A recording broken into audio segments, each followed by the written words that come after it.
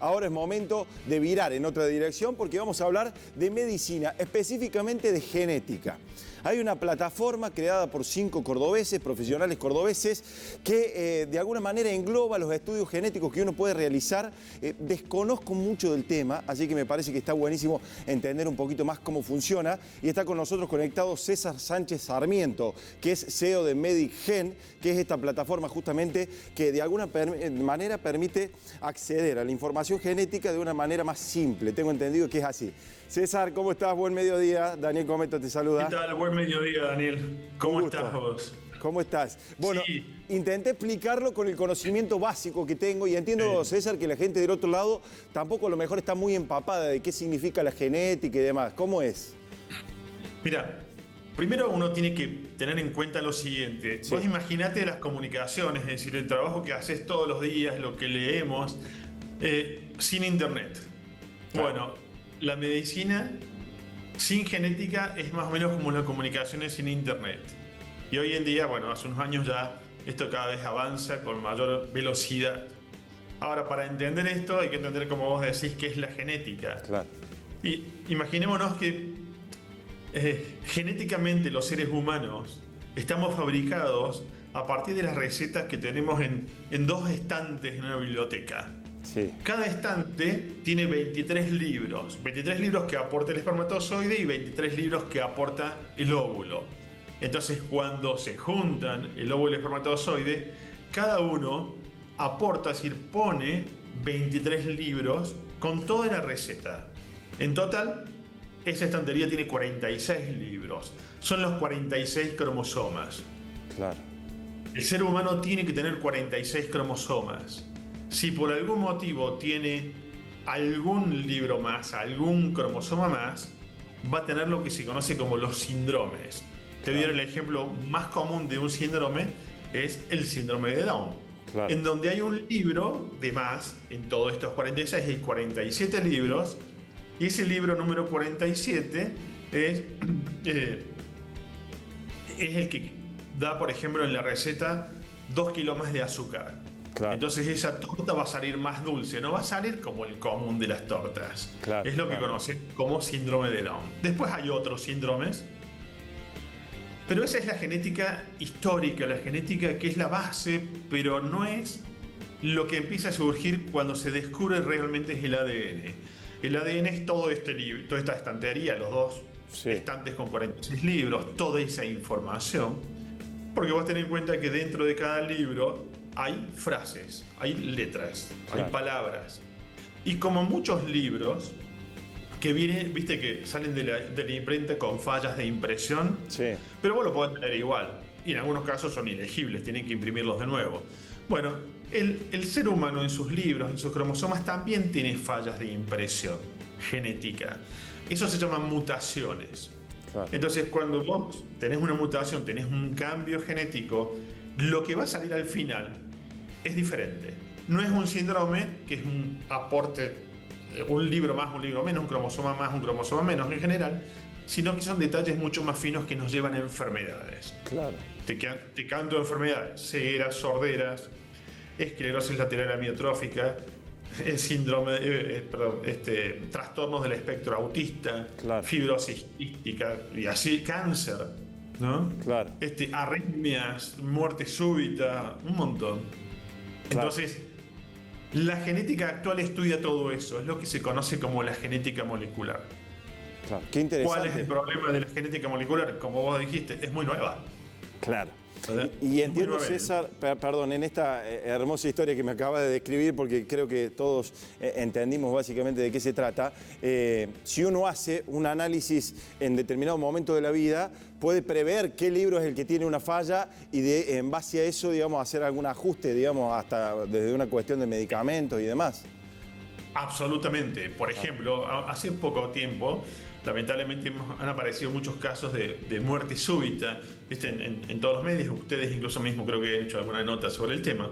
Sí. Y en ese caso debe ser estudiada la familia de quien fallece o quien tiene una muerte súbita.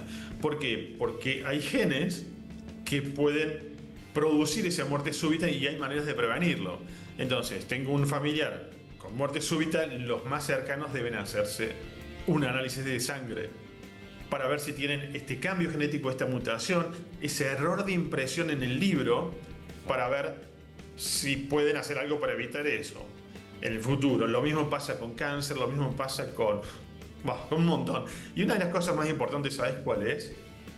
Hay personas o papás con chicos que durante años y años andan atrás de saber cuál es el diagnóstico de su hijo. ¿Tienen algún problema? Lo más común es con los trastornos del espectro autista, pero hay otros. Sí. Entonces, hoy con un análisis genético se sabe exactamente cuál es el problema que tiene su hijo y se puede actuar en consecuencia. Claro. Uno de los grandes cambios en los últimos años en la genética es que la mayoría de los resultados son accionables. ¿Qué quiere decir que un resultado sea accionable? Quiere decir que si yo lo tengo, puedo hacer algo. Totalmente. En un análisis más común, si a mí me da el azúcar en sangre, es decir, la glucemia alta, es accionable. Yo puedo hacer algo. Puedo ir al clínico, al diabetólogo, puedo cuidarme las comidas, tendría que usar insulina, lo que sea, es accionable. Claro. Lo mismo pasa con los estudios genéticos actualmente. La mayoría son accionables. Podemos hacer algo, no es que no los hacemos y ahí queda colgado. Y depende de la edad a la que yo me lo hago, César. Por ejemplo, no es que uno se lo tiene que hacer de apenas nace hasta los 10 años, sino que en el desarrollo de la vida, digamos, también. Entiendo que una persona de 50 años que quiere prever de alguna manera cuáles pueden llegar a ser los inconvenientes de salud, podría acceder también a estos estudios y de alguna manera tomar el problema antes, ¿no? Mirá, desde que el bebé está dentro de la panza y tiene entre 9 y 10 semanas de embarazo, sí, ya se puede hacer estudios genéticos del bebé. De ahí hasta que tenés los 80 y pico largos. Claro, ¿no? Claro.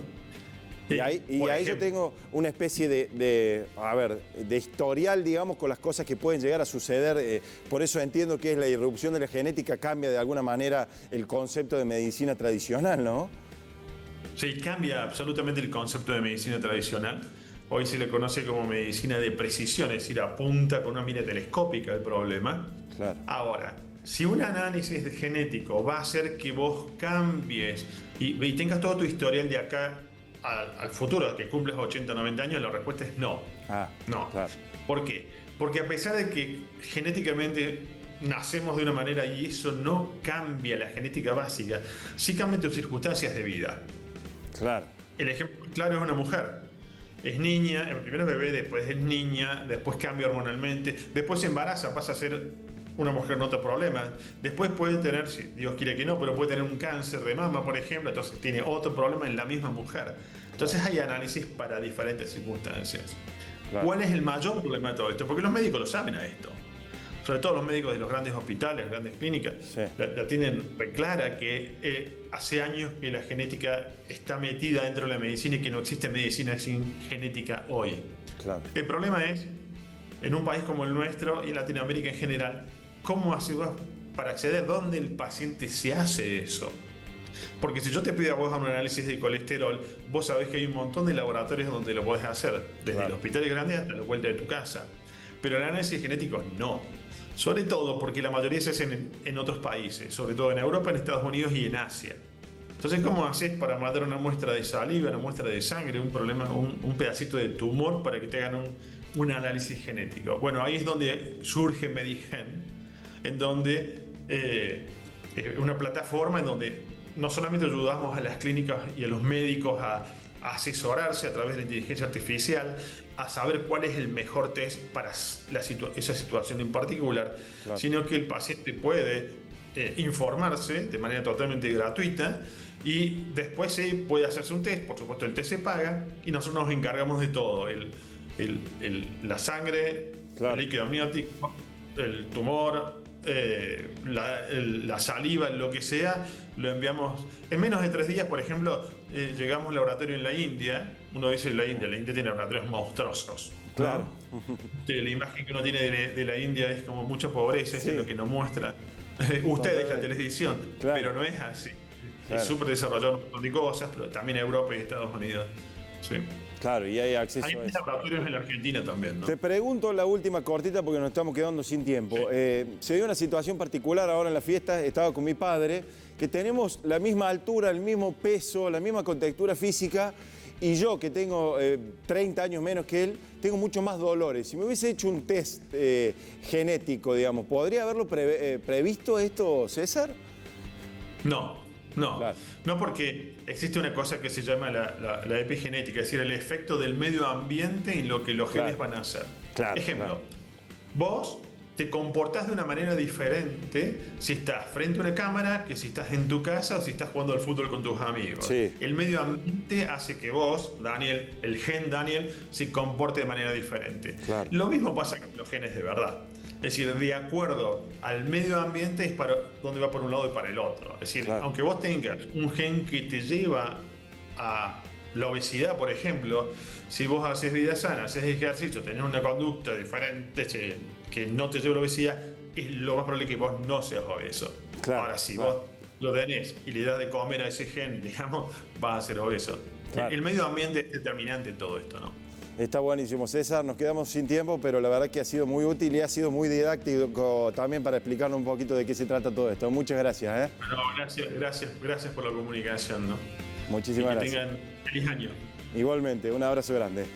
Bueno, hemos hablado de todo, una historia de un cordobés que vive en Estados Unidos, que se vino en moto, ahora de genética. En un ratito vamos a hablar con Flor Medina, la compa que está aquí en los últimos días del embarazo y demás, para ver cómo está la Flor, ¿eh?